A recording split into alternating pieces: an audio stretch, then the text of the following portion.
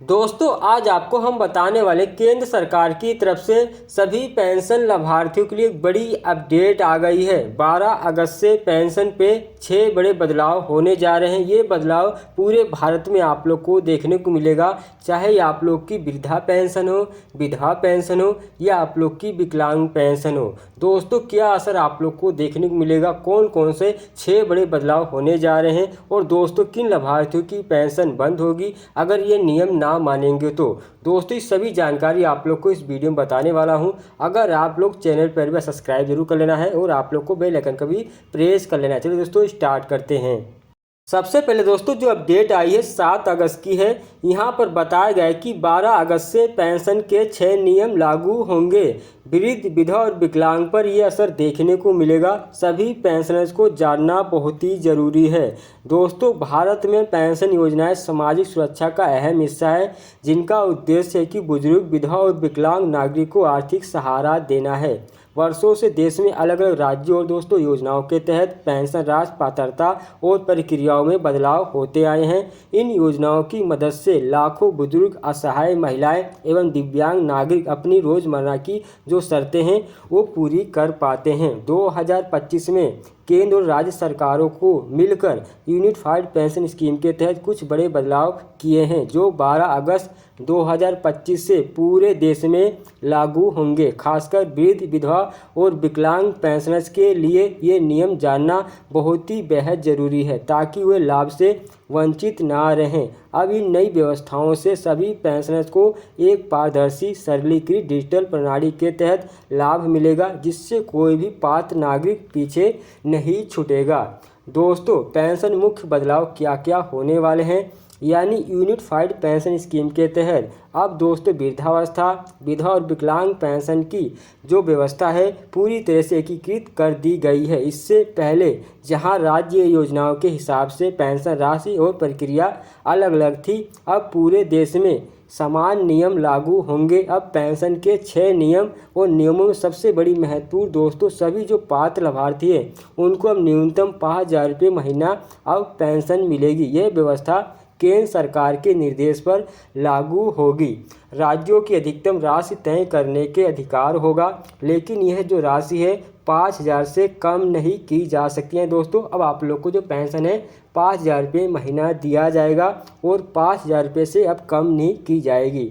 दोस्तों अब पेंशन पाने के लिए पात्रता नियम भी बदले गए हैं। वृद्धावस्था पेंशन उन्हीं लोगों को मिलेगी जिनकी वार्षिक पारिवारिक जो आय है 1.5 लाख रुपये से कम होगी, और विधवा पेंशन के लिए वर्ष 2025 से पात्रता सिर्फ आय पर निर्भर होगी। जिनकी सालाना पारिवारिक आय 2 लाख रुपये से कम है उन्हें ये लाभ मिलेगा। साथ ही जो विजातीय पेंशन है यानी विकलांग पेंशन के लिए शारीरिक विकलांगता प्रमाण पत्र अनिवार्य किया गया है, जो सिर्फ सरकारी अस्पताल से मान्य होगा। और दोस्तों पात्रता की जो सीमा है 40% यानी अधिक विकलांगता तय की गई है। और दोस्तों जो नई प्रक्रिया है वो सत्यापन व्यवस्था है, उसमें बदलाव किया गया है। यानी सरकार ने आवेदन और सत्यापन प्रक्रिया को पूरी तरह से डिजिटल बना दिया है, उन्हीं ऑनलाइन प्रक्रिया से दोस्तों कर दिया है। अब सभी पेंशनर्स को फेस KYC सत्यापन कराना जरूरी होगा, यानी अपने चेहरे को दिखा के आप लोग KYC सत्यापन करा सकते हैं। इसके तहत लाभार्थी को आधार कार्ड और मोबाइल नंबर के साथ अपने डिजिटल सत्यापन की प्रक्रिया पूरी करना अनिवार्य है। इससे फर्जी लाभार्थी छट जाएंगे और दोस्तों सही व्यक्ति को ही पेंशन राशि मिलेगी। यदि कोई पेंशनर्स ये प्रक्रिया पूरी नहीं करता है तो उसकी जो पेंशन है अस्थायी रूप से यानी रोक दी जाएगी, यानी मान लीजिए बंद कर दी जाएगी। दोस्तों अब बैंक खाते का आधार से लिंक होना और सही दस्तावेज ऑनलाइन जमा करना हर पेंशनर्स के लिए बहुत ही ज़रूरी है। इसमें बैंक डिटेल, आधार, पैन और अंतिम वेतन या दोस्तों आय संबंधी दस्तावेज और विकलांगता प्रमाण पत्र शामिल हैं। राज्य एवं जिला स्तर पर हेल्पलाइन नंबर और शिकायत समाधान पोर्टल भी शुरू किए गए हैं, ताकि लाभार्थियों को किसी भी तरह की परेशानी से तुरंत मदद मिल सके। दोस्तों वृद्ध, विधवा और विकलांगों के लिए क्या बड़ा बदलाव किया गया है, सरकार ने इस योजना के तहत पेंशन राशि में बम्पर बढ़ोतरी की है। अब न्यूनतम पेंशन राशि 5,000 रुपये महीना होगी, जबकि कुछ संगठित क्षेत्र यानी EPFO वाले पेंशनर्स को 7,500 या दोस्तों 8,500 महीना तक राशि मिल सकती है। यहाँ आपकी सेवा श्रेणी और अंतिम वेतन के मुताबिक गणना होगी। विधवा पेंशन के जो पात्रता और दोस्तों अब नई उम्र सीमा लागू होगी। सिर्फ उनकी आय सीमा देखी जाएगी और बैंक खाता आधार से जुड़ा होना चाहिए। विकलांग पेंशन के लिए डिजिटल वेरिफिकेशन अनिवार्य यानी सरकारी अस्पताल से जारी प्रमाण पत्र अनिवार्य किया गया है और फर्जी दावों पर रोक लगाने के लिए विशेष सतर्कता बरती जाएगी। दोस्तों 2025 के नियम में सबसे खास यह है कि सभी जो पात्र लाभार्थी होंगे समान पेंशन सुविधा मिलेगी, यानी एक बराबर आप लोग को पेंशन मिलेगी। पहले दोस्तों हर राज्य में यह राशि अलग अलग थी। अब केंद्रित व्यवस्था में असमानता खत्म हो जाएगी और दिव्यांग महिलाओं को अतिरिक्त छूट भी मिल सकेगी। जो 60 साल पार कर चुके हैं दिव्यांग नागरिक को, उनको दोनों योजनाओं का लाभ भी मिलेगा। दोस्तों आवेदन आप लोग कैसे कर पाएंगे, यहाँ पर बताया गया है।